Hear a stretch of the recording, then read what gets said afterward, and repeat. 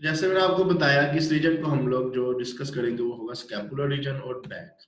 Scapula इस reason में एक ही बोन है, जैसे मैंने आपको बताया फ्लैट है, ट्रायंगुलर बोन है, ट्रायंगुलर शेप में होगी। तो पिक्चर दिखाते हैं आपको क्लियर होगा। That lies on the posterior chest, ये हमारी इंटीरियर चेस्ट है और जो पोस्टीरियर चेस्ट में ये मौजूद होती है और ये अटैच होती है, हमारी बाजू के साथ भी अटैच होती है और इधर से क्लेविकल के साथ भी ज्वाइन बनाती है। अब जिस जिस रीजन में ये मौजूद होती है वो रीजन आपने याद रखना है बिटवीन 6-7 टू 7th रिब्स, यानी कि हमारी सेकंड रिब से लेके नीचे तक ये 7th रिब तक इसकी जो है ना वो प्रोजेक्शन होती है, इस हद तक वो जाता है। अब इसकी जो मेन चीज है स्कैपुला की, जो वाजिया चीजें हैं उसमें एक इसके पोस्टीरियर सरफेस के ऊपर एक स्पाइन बनी होती है जिसे स्पाइन ऑफ स्कैपुला कहते हैं, जो पीछे की तरफ प्रोजेक्ट करती है। पिक्चर दिखाएंगे उसमें क्लियर होगा आपको। एक इसके lateral end of the spine में एक free and form the acromion process होता है। अब ये वो एक्रोमियन प्रोसेस है जो कि क्लेविकल के साथ जॉइंट बनाता है, और मैंने आपको बताया था इस जॉइंट को हम लोग कहते हैं एक्रोमियो क्लेविकुलर जॉइंट। तो acromion process of scapula clavicle के साथ जॉइंट बनाएगा, ठीक है। और ये स्पाइन के जो हमने सभी डिस्कस किया उसके लेटरल एंड में मौजूद है। उसके बाद इसके सुपीरियर और inferior angle and the supralateral angle of the scapula form the pear shape glenoid cavity. एक ये इंपॉर्टेंट कैविटी बनाता है जिसे हम लोग कहते हैं ग्लीनाइड कैविटी, अब या ग्लीनाइड फोसा।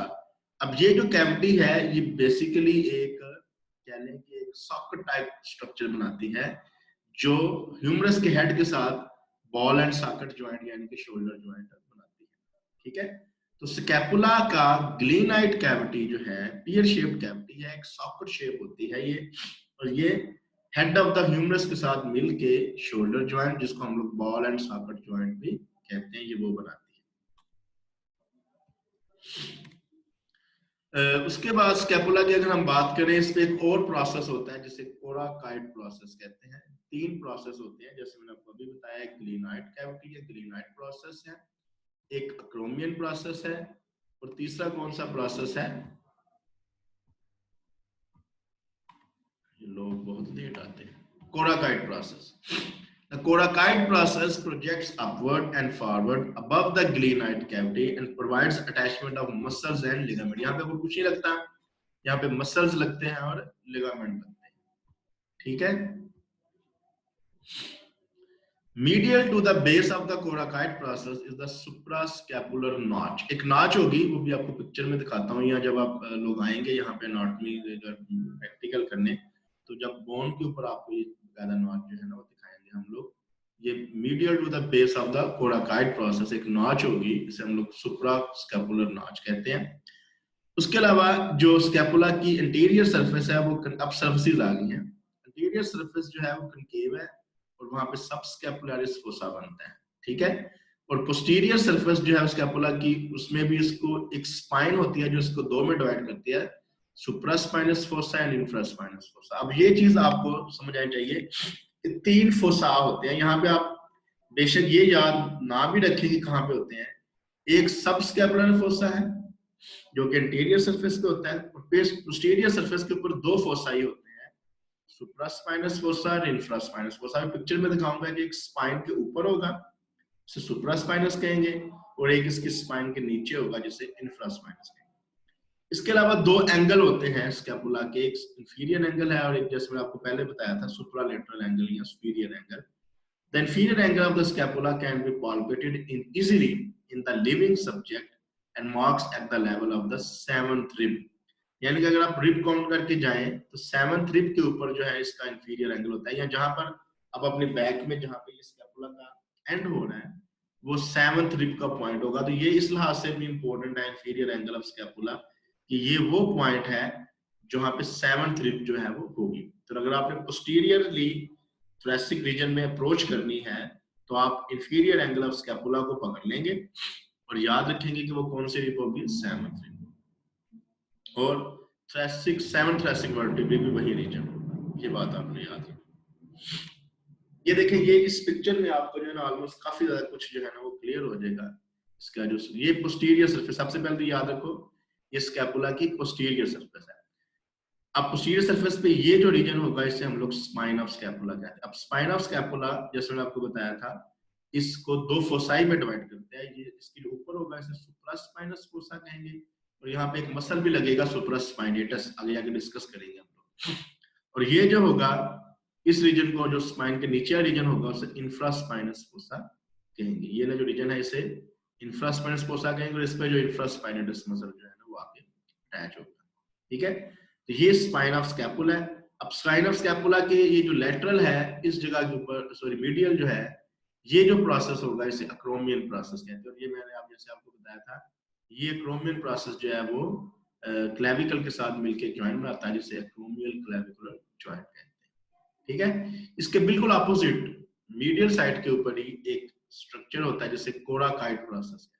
ये वाला जो स्ट्रक्चर होगा इसे कोराकाइड प्रोसेस। इस तरह ये जो प्रोसेस होता है जहां पे आके ह्यूमरस का हेड लगता है, इसे हम लोग ग्लीनाइड फोसा या ग्लीनाइड कैविटी कहते हैं। इसके ऊपर कैप्सूल भी होगा, और जहां पे आगे ह्यूमरस का हेड जो है ना वो अटैच होगा। और इस जगह पे जब ह्यूमरस का हेड अटैच होगा तो इसको हम लोग क्या कहेंगे, शोल्डर ज्वाइंट या बॉल एंड सॉकेट। ठीक है, ये वो जो नाच है जो मैं आपको बता रहा था कि इसके पोस्टीरियर क्रोमियन, इसको हम लोग सुप्रास्पाइनस नॉच कहते हैं। ये नजर आ रही होगी यहाँ पे नकीली सी चीज।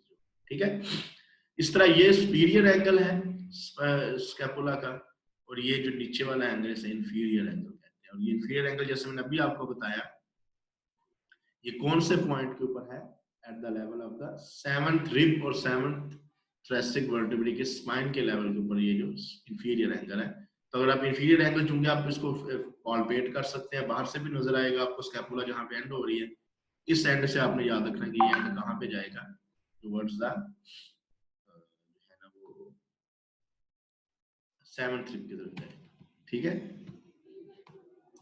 इस तरह ये इंटीरियर सरफेस है। इंटीरियर सरफेस से कुछ चीजें आपको और क्लियर हो जाएंगी, जैसे ये आपको बताया ये कोराकाइड अक्रोमियल प्रोसेस है, और ये जो है प्रोजेक्शन इसको हम लोग कोराकाइड प्रोसेस कहते हैं। ठीक है, अब इंटीरियर सरफेस पे जैसे मैं आपको बताया था कि फोसा होता है जिसे सबस्कैपुलर फोसा कहते हैं, और यहाँ पर भी एक मसल लगता है जिसे सबस्कैपुलरिस कहते हैं।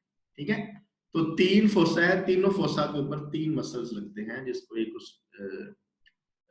सुप्रास्पाइनस है, इंफ्रास्पाइनस है और सबस्कैपुलरिस फोसा है। ठीक है, ये मसल अटैचमेंट हो रही है। इसको आप इन दो डायग्राम को ड्रॉ भी करेंगे एक ही पेज के ऊपर कंपैरिजन के लिए, और देखेंगे कौन कौन से मसल कहाँ पे लगते हैं। अभी मसल स्टडी करेंगे तो आपको पता चलेगा।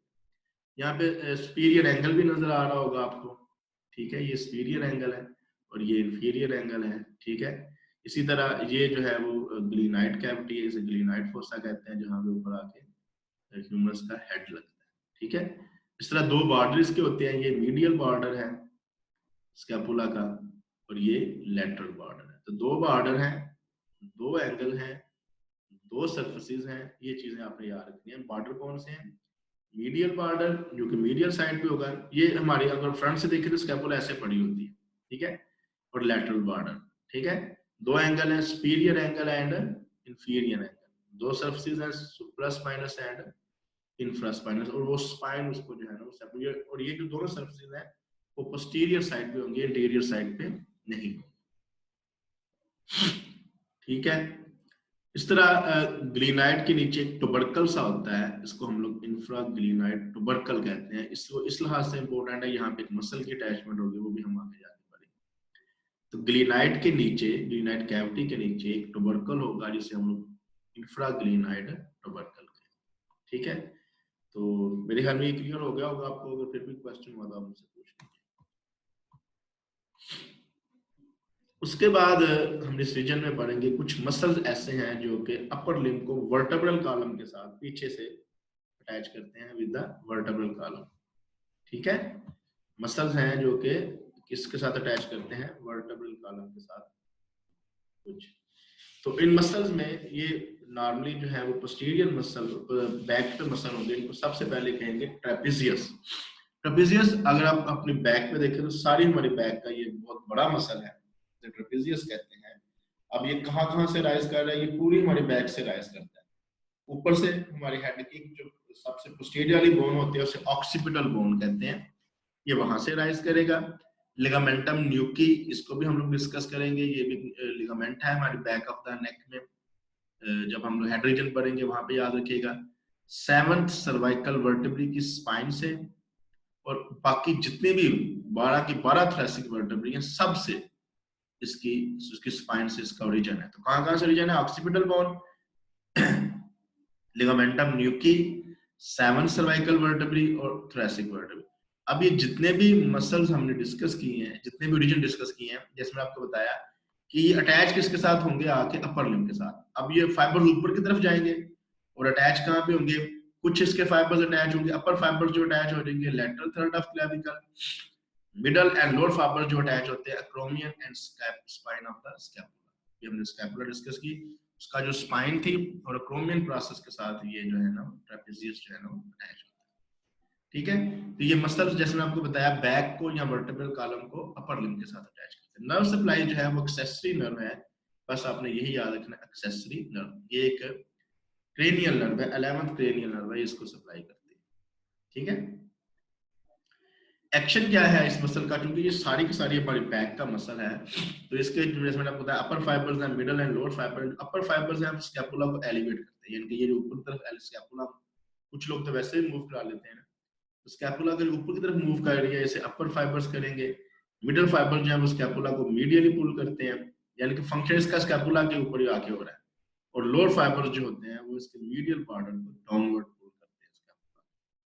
उसके बाद मसल आता है लेटिसिमस डॉर्स है, ये भी बहुत बड़ा मसल हमारी बैक पे मौजूद होता है, ये भी बहुत ज्यादा, यानी कि ऊपर ट्रेपेजियस होता है, नीचे ये बैक पे हमारे मसल होता है लेटिसिमस डॉर्स। ये कहां से राइज कर रहा है? आइलिया क्रेस्ट, ये हिप बोन में पढ़ेंगे हम लोग। लंबर फेशिया, लंबर बोन्स के ऊपर होता है। लोअर 6th thoracic vertebrae, वो देखिए वो सारी thoracic vertebrae थी, ये just lower 6th thoracic vertebrae, lower 3 और 4 ribs and inferior angle of scapula. तो कई जगहों से ये राइज कर रहा है, स्कैपुला के भी एक इंफीरियर एंगल से ये राइज कर रहा है। दोबारा बता रहा हूं, Alia crest, lumbar fascia, spines of the lower 6th thoracic vertebrae, lower 3 or 4 ribs and inferior angle of the scapula। अब ये सारे का सारा मसल जो है वो बाइसेप्टल ग्रूव ऑफ ह्यूमरस पढ़ेंगे हम लोग, वहां पे जाके ये लेटिसिमस डॉर्सी की इंसर्शन होती है, सारे फाइबर्स इकट्ठे होके एक ही पॉइंट के ऊपर इसके जो इंसर्ट होते हैं, और इसको सप्लाई कर रही है थ्रैकोडॉर्सल नर्व।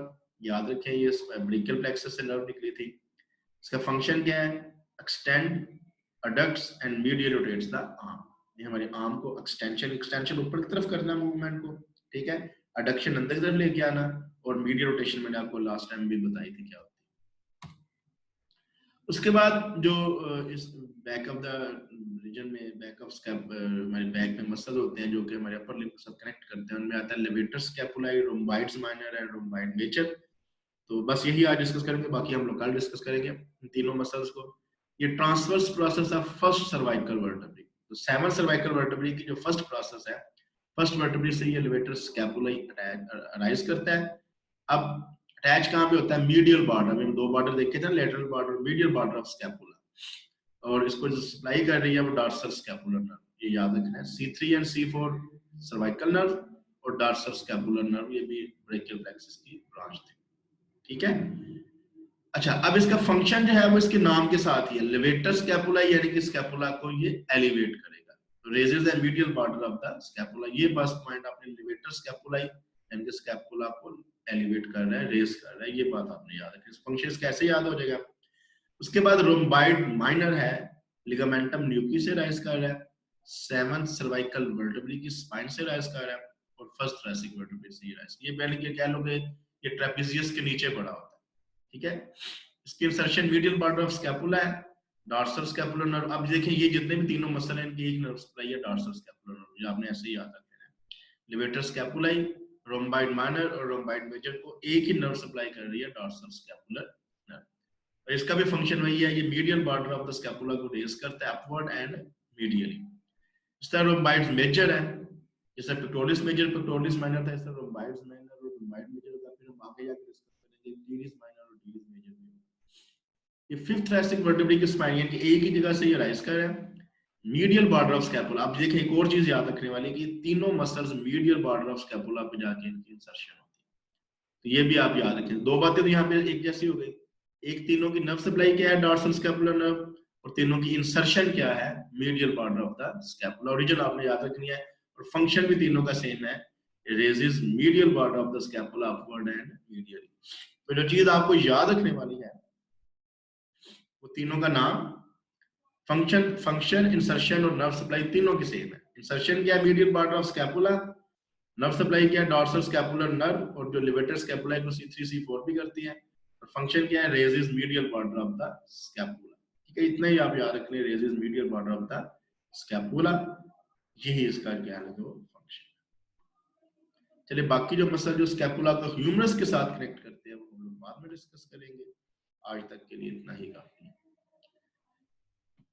कोई क्वेश्चन हो यहाँ तक तो आप